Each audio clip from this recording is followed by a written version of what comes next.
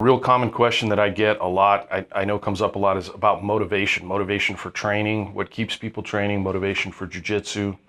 What would you say about that?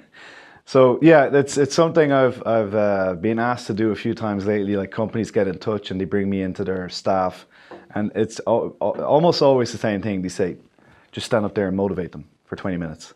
And I did genuinely give it a lot of thought. And the best opener that I had for all those talks, that I start off by saying, I believe motivation to be bullshit. The idea of motivational speaking to be complete nonsense. And the reason why I say that is I've never seen somebody successfully motivated to do something they didn't already want to do for long enough to get good at it. So you might give someone a Rocky type speech and motivate them to do a training session, but you won't motivate them to train daily for 5 years or 10 years, the typical length of time it takes to get to a level of what we would generally describe as expertise. Right. Again, one of my sort of stories I'll use to illustrate that is, let's say Conor. Obviously he's a big name, people will know him. I'm close with him, and I've trained him for a long time, and we do a lot together. I would have had zero success in motivating him to learn the piano. I could give him a really cool speech. I could try to convince him of the utility of it.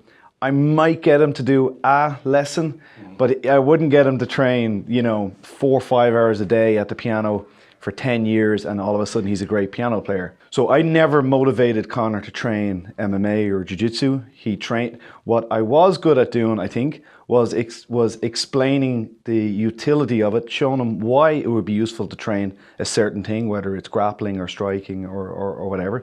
Convince him. I think if you can convince somebody of the utility of it, then they'll want to train it themselves. In terms of a competitive athlete, in areas that they don't necessarily want to do. The areas that they do want to do, that they already enjoy, they're going to do themselves anyway. So, and that's assuming they're motivated by the goal to begin with. Yeah, so yeah, of course, yeah, okay. So there's the question. So when someone comes in, you ask them, what do you want? I want to get good. That's a very general term. I want to get good. And if it's in MMA, I want to get good at MMA. I want to be a good fighter. Well, you're not going to start it unless there's an element of MMA you already enjoy. And that's the part that won't require any motivation. Maybe you really, again, I kind of make the joke, right from the start, Conor really loved punching people in the face. Mm-hmm. Never had to trick him into doing it, never had to motivate him into do it.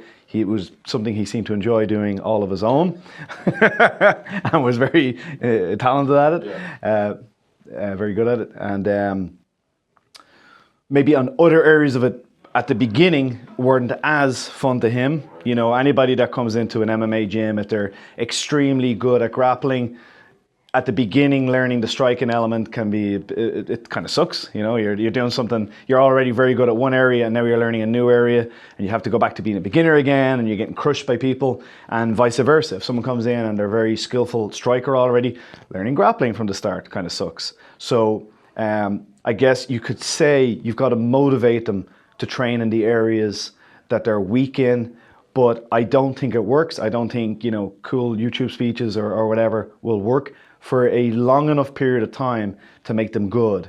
Yes, you can watch a cool YouTube video and it gets you pumped and you go down, you'll do a good workout, but you won't do it daily for 10 years. Yeah. What I think a coach's role is, and what you'll have success if you can do it, repeat myself, is to explain the utility of it and demonstrate the utility of it. And if their ultimate goal is to get good at MMA, and you show them that this is an area that if you get good at it, it will help you with your ultimate goal, and you convince them of that and they're smart enough to see that, then your job is done. You can kind of sit back and just leave them at it. That begs the second question, which is, what are you going to say to someone, maybe a younger student or someone that says, man, I just don't have the motivation to go to class anymore, John? What do you do when you don't want to go to jiu-jitsu class?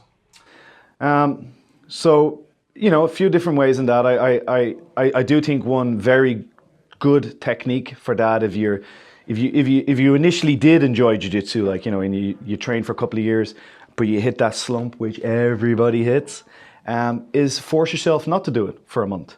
And after a few days, you might get itchy or you might want to watch a video, but deny yourself it. For a calendar month, do not watch a single jiu-jitsu video. Do not take an underhook on a girlfriend. Do not, think about the gym. Do not walk near the gym. Force yourself not to do it. And that to me, by the end of that month, you either are cannot wait to get back into it, or maybe it's time to move on. Maybe it's time to try something different.